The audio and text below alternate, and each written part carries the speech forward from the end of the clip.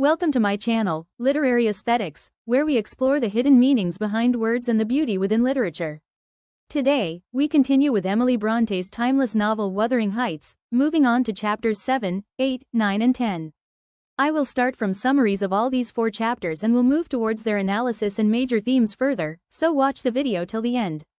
Chapter 7 marks a turning point in the novel because Heathcliff is transformed from a humiliated outsider into a powerful, mysterious figure. Catherine has been staying at Thrushcross Grange for 5 weeks after being bitten by the Linton's dog.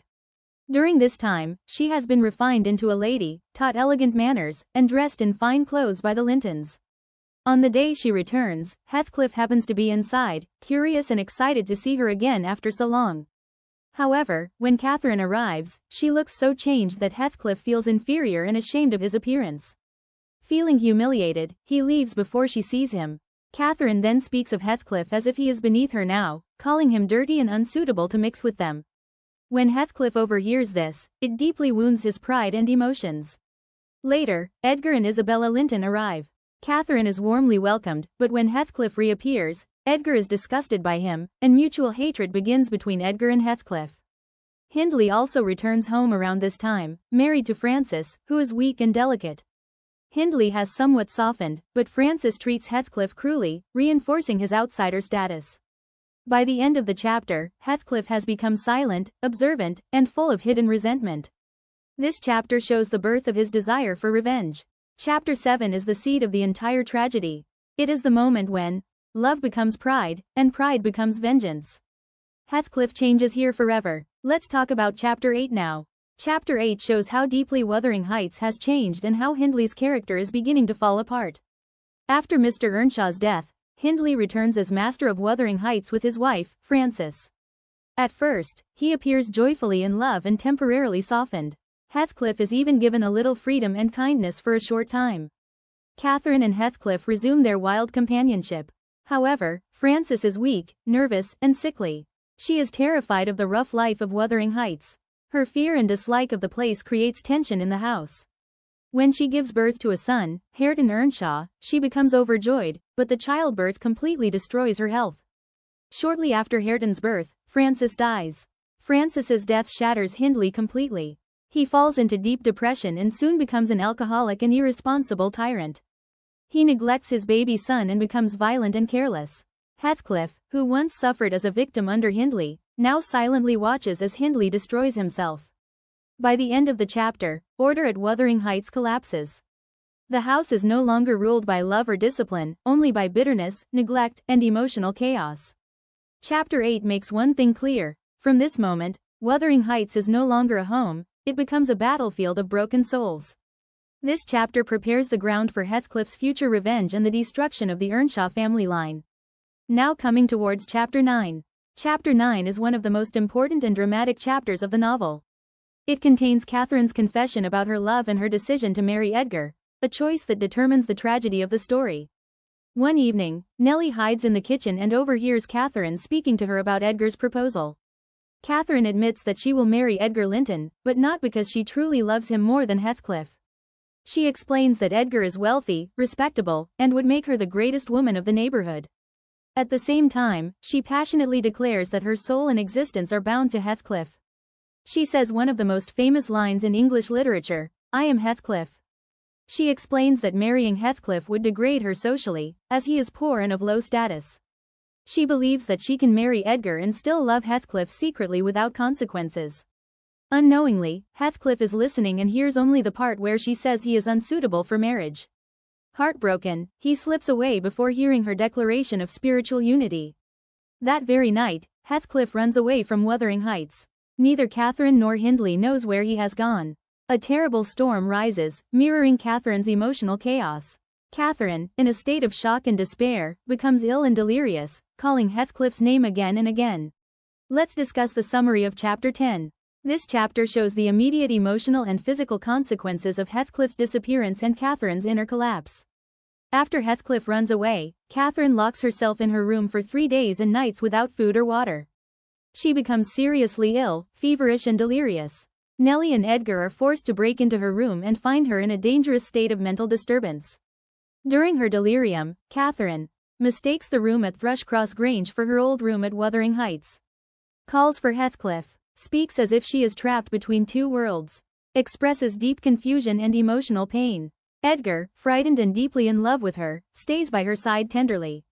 He is kind, patient, and protective. His love, unlike Heathcliff's wildness, is calm and civilized.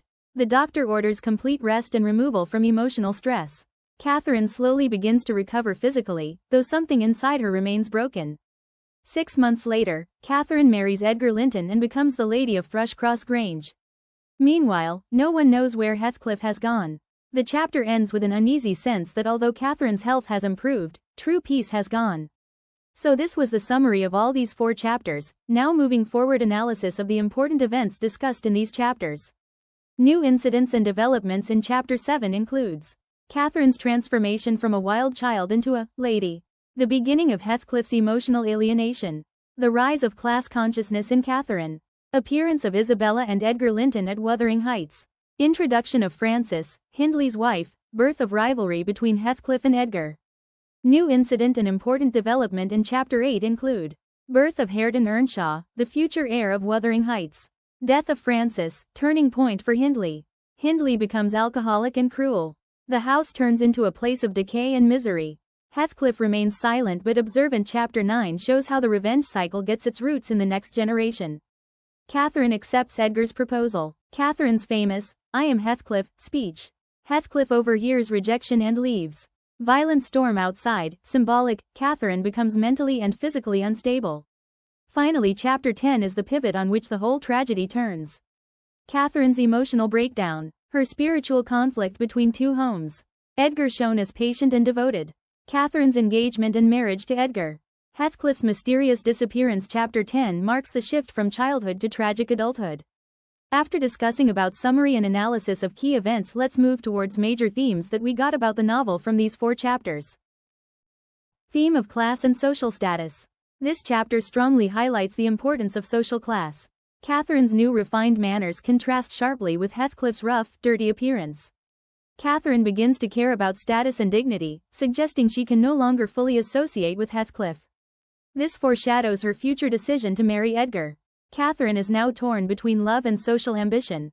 2. Psychological impact on Heathcliff. Emotionally, this is one of the most painful moments for Heathcliff. He feels rejected. He feels inferior. He begins to hate the Lintons. His love turns into obsession and bitterness. This psychological wound motivates his future revenge on both families. 3. Symbolism. Wuthering Heights equals wildness, passion, nature. Thrushcross Grange equals civilization, control, culture. Catherine is now leaning towards Thrushcross's world, leaving behind her natural self, Wuthering Heights.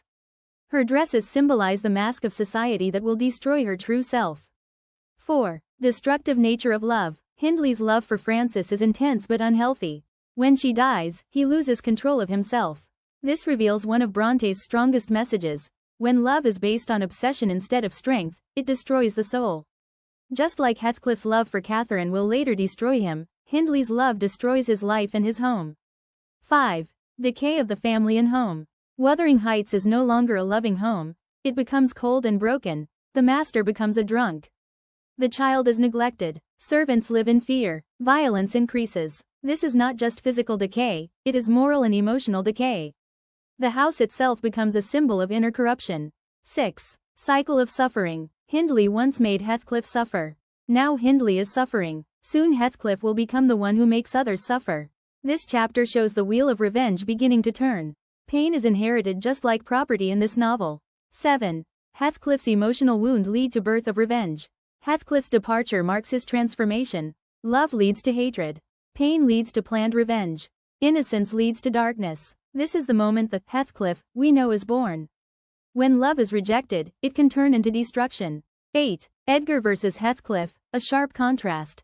This chapter clearly establishes the difference between the two men, Heathcliff-Edgar. Wild civilized, passionate gentle, dangerous protective, destructive love safe love. Edgar represents security, order, and comfort, exactly what Catherine chose, but not what her soul needs. 9. Role of women in society. Catherine is trapped by social expectations of marriage, class structure, female dependence. Her illness is almost a silent protest against the role she is forced to live. Emily Brontë suggests, Victorian women were imprisoned inside beautiful cages. 10. Symbolism of illness. Catherine's illness is not just physical. It is spiritual disease, emotional starvation, loss of identity. Her body reacts the way her soul feels, broken and exiled. Now concluding these all chapters.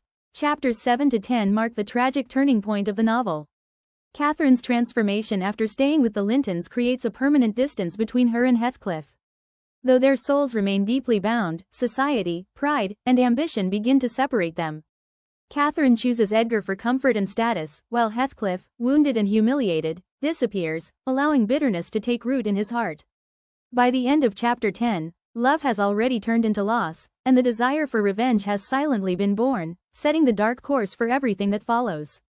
And so, before love could even bloom into happiness, it turned into silence, a silence filled with pride, wounds, and the promise of revenge. Thank you so much for watching. If you enjoyed this deep dive into literature, don't forget to like, share, and subscribe to Literary Aesthetics for more insightful videos on your favorite books and authors. Until next time, keep reading and keep exploring the world of words.